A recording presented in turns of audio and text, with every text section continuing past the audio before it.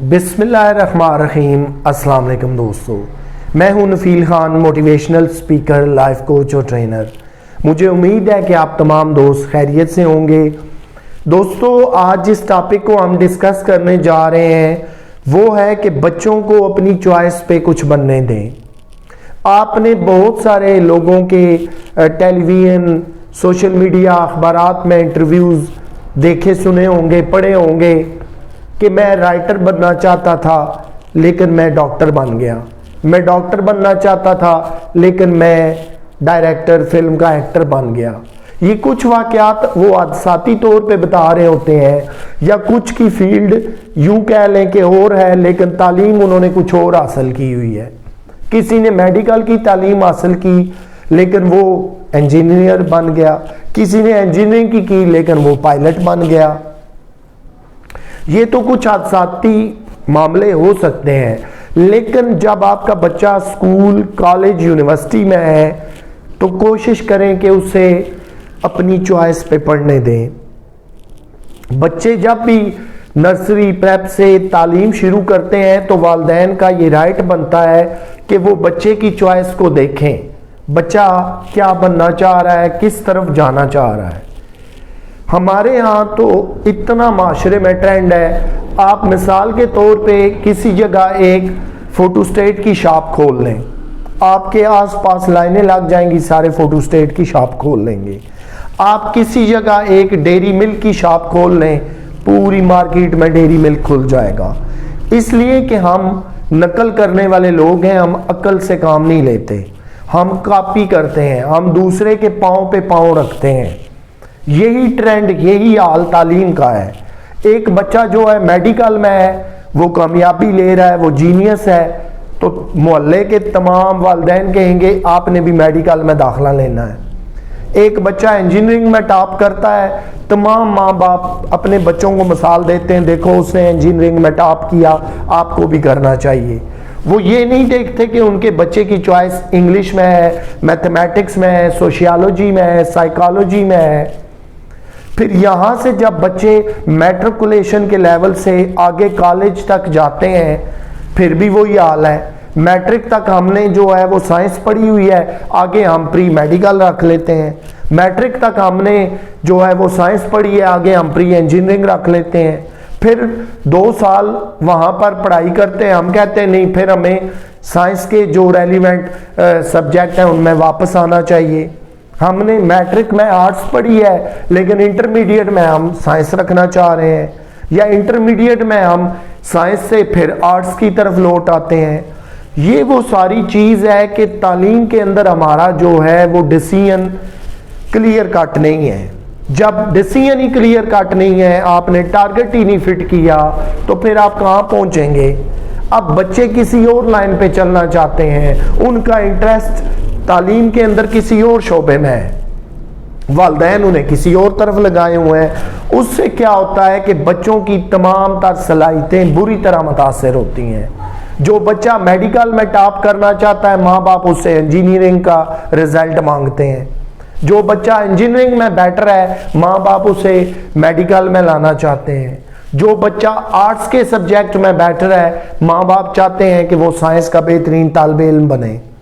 یاد رکھیے کہ یورپ کے اندر جو تعلیم دی جاتی ہے وہ تعلیم جو ہے ایسی ہوتی ہے کہ بچے کی جب نشو و نما ہو رہی ہوتی ہے، اس لیول سے لے کر کالج، یونیورسٹیوں، ہائر ایجوکیشن تک ایک ایسے تعلیمی نظام اور پروسیس سے گزارا جاتا ہے کہ وہ تعلیم ہمیشہ ہر قدم پہ زندگی کے اس اسٹوڈنٹ، بچے یا بچی کے ساتھ رہے۔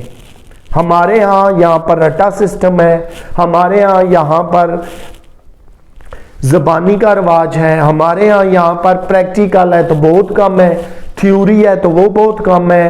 جتنی تعلیم ہم حاصل کرتے ہیں وہ کہیں نہ کہیں ڈیفیکٹو رہ جاتی ہے۔ لیکن پورے یورپ کے اندر، دنیا کے ترقی یافتہ ممالک کے اندر تعلیم کو ایسے جو ہے وہ پڑھایا جاتا ہے، سمجھایا جاتا ہے کہ وہ آپ کی شخصیت کے اندر جذب ہو جائے۔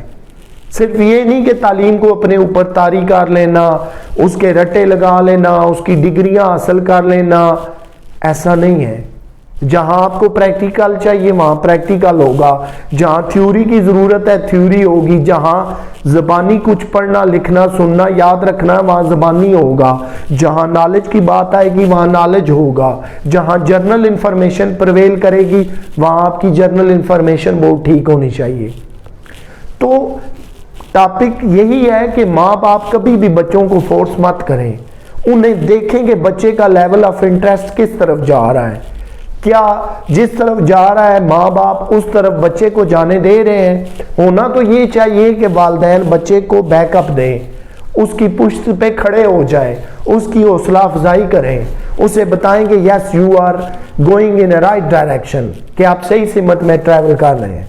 لیکن ایسا نہیں ہونا چاہیے کہ بار بار بچے کو روک ٹوک ہو، بار بار آپ سبجیکٹ چینج کروائیں۔